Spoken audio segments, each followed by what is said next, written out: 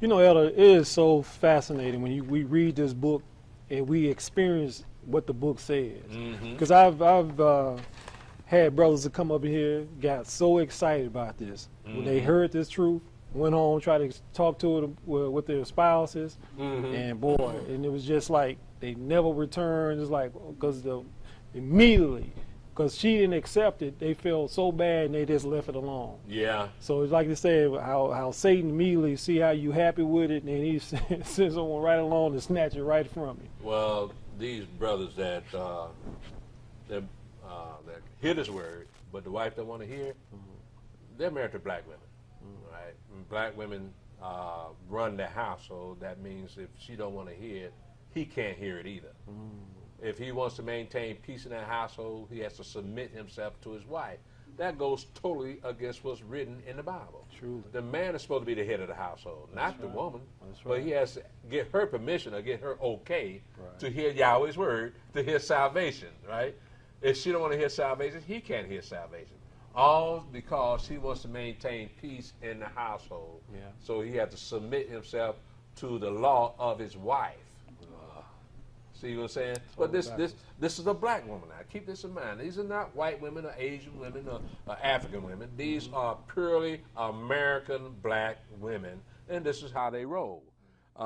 That's why I warn people all the time, do not marry American black women, because you cannot rule your household with an American black woman, because first of all, she's got a better job than you, and she may even have a career. If she has a career, then your marriage is in trouble anyway.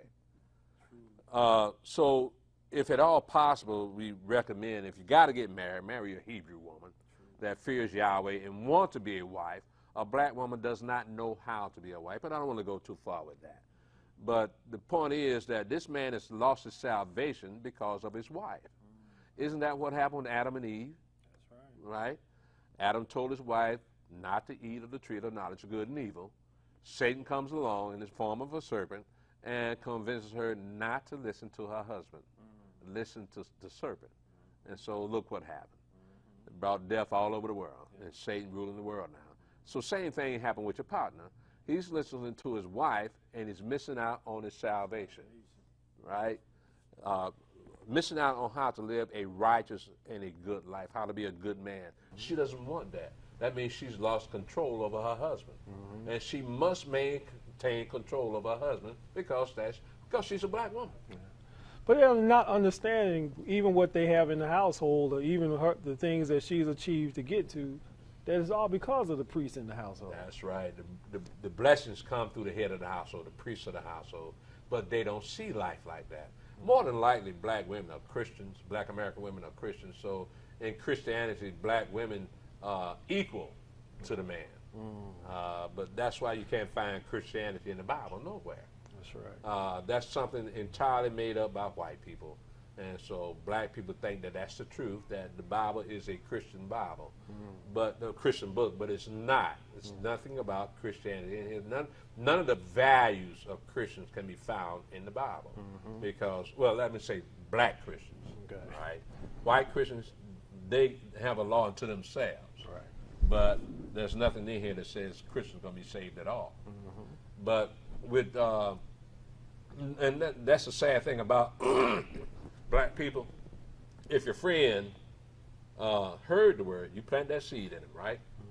Well, he never showed up, though, did he? Did he ever show up? He came to Shabbat. All right, but he ain't here now, is No, he? Many are called, but few are chosen. That's right. So it just goes right back to the parable in chapter 13 of Matthew, that they hear the word, but eventually the ways of the world become more important than the word of the kingdom of heaven, his salvation to eternal life.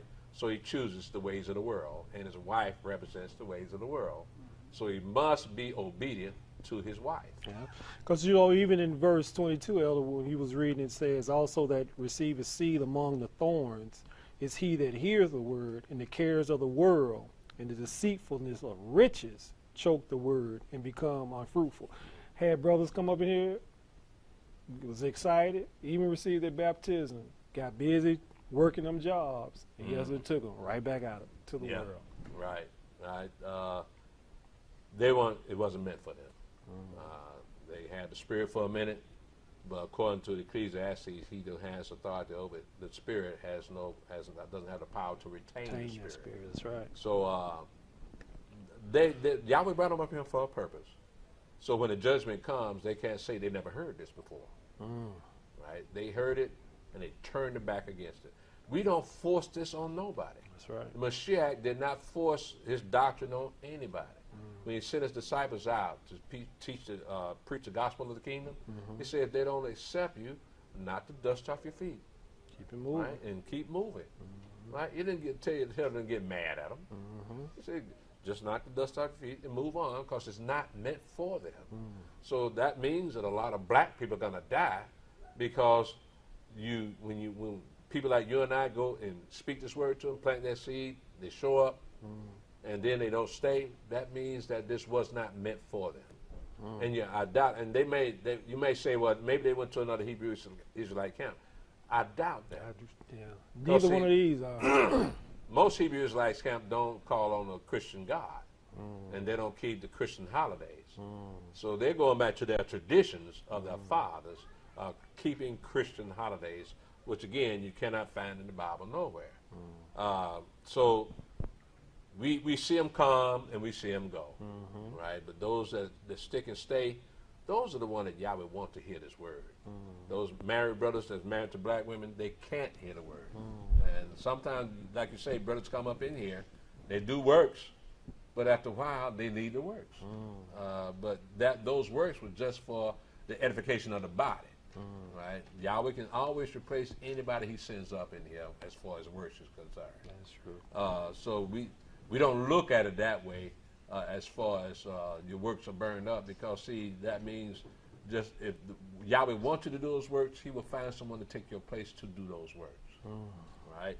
Let me read something else here to let you know what it says here about many are called, but few are chosen, that there's only going to be a remnant of the children of Israel saved from the destruction of the world governmental system of Yahweh's wrath being poured upon the wicked.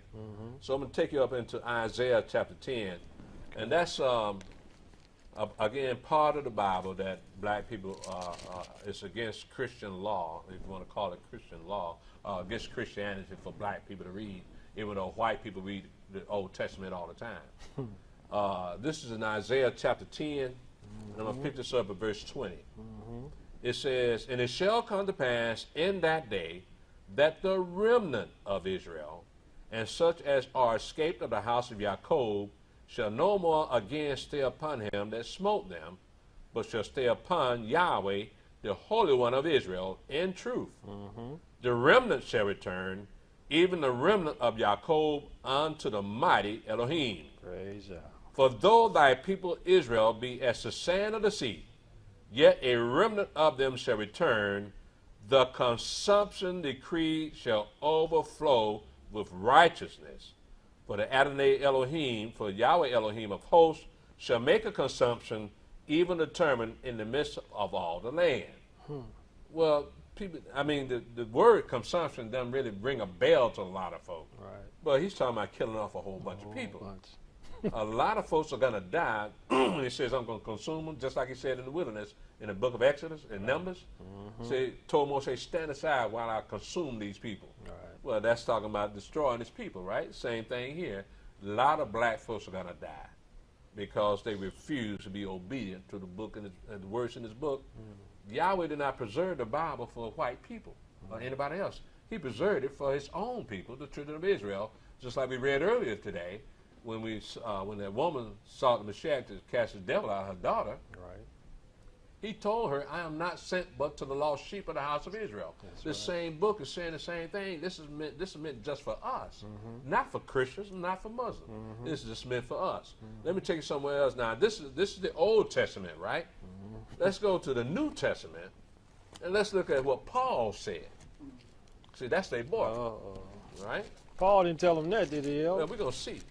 We're going to see what Paul said, because Paul's supposed to brought them Christianity in the first place. We're going to Romans. Romans chapter 9. Okay. I'm just going to read one verse out of here. that verse 27. Now, remember what we just read in Isaiah, right? The remnant, yep. The remnant going to be saved. Now, let's see what Paul said. It says, verse 27. It says also, cry concerning Israel, though the number of the children of Israel be as the sand of the sea, a remnant shall be saved. He's saying the same thing Isaiah said in the Old Testament. Paul is saying it in the New Testament. So what does that tell you? Paul knew what the law and the prophets were saying. But most Christians think that Paul brought a new religion to the Gentiles for them to practice something called Christianity. That does not sound like Christianity when it says that a remnant of Israel is going to be saved. It didn't say a remnant of Christians is going to be saved. It never said that. He never said that Christians are really Israelites. Paul never says this, right? But I've been noticing lately that a lot of Christians starting to see this book too. They say, well, we must be Israel. They're actually claiming to be Israel. Remember I told you earlier about the Queen of England saying that she's descended from Abraham and King David? That she is, white people are supposed to rule the world because they're descended from King David. So they got the rock of Jacob, Jacob, sitting under the throne that the queen sits on. When you get a chance, you check that out. That they got a big boulder that with a throne sitting on top of the boulder, saying that that's the rock of Jacob that he slept on at that night, right? And saw the ladder, right? Reaching up into heaven. Well, that they got the rock, and the queen sits on that rock. So they are entitled to rule the world. Y'all said we will follow your foolish people. Yeah. Well, that's part of the curses, the prophecies against the children of Israel, that we'll be ruled over by foolish people. And so that's what. But they take it so seriously. Because you look at, like I mentioned before, the Queen of England is the richest woman on earth. And therefore, if she believes the book, and she's the richest woman on earth, then why don't other black people read the book? They've read the book and came to their own conclusions that they must be the people. Why come black folks can't read the same book? Because when you talk about they're the descendants of Abraham and David, well, that's in the Old Testament. So the white people, the Queen of England, reads the Old Testament, and it's the richest woman on earth, but black people say, no, we ain't supposed to read that. And that's why they can take our inheritance, because they tell us not to read, and we do that. Yeah. Just like they tell us, well, we don't need to know about our history. That stuff in the past, let it go. What do we, only our people say that to among each other, to not know where you come, what we don't understand where we come from, and we sure don't know where we're going, because we off going to heaven when we die. Well, you know where I put that to. That's tap water, fried chicken, and Coke 45. Let me go to Matthew chapter 7, my brother. All right. Because I mean, it's frustrating dealing with black folks, because black folks don't want to be told the truth, and so they brush you aside when you tell them the truth. What's written in the book ain't your truth. You tell them what the book says. They got a problem with you telling them what the book says. Well, what did they tell you? That's your opinion, right? Well, their argument is not with us. It's with what's written. It's in the book. Right, because they've never been taught these things. They've been taught by them lying preachers up in that pulpit and giving them tithes to the same lying preachers. They pay to be lied to, right? So you don't have to pay nothing here, and we tell you the truth. Well, let's read. This is in Matthew chapter 7.